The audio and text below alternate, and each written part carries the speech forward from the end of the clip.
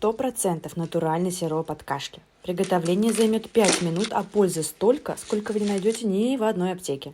Нам понадобится луковица средних размеров, у меня белая, но можно и обычная. Самый главный ингредиент – это качественный мед. У меня липовый от Берестов. Его можно найти на Wildberries. И запомните, мед полезный, если он без сахара, крахмала и антибиотиков.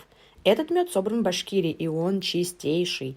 Через час наш лук даст сироп, и каждые 2 часа пить по чайной ложке и выздоравливать.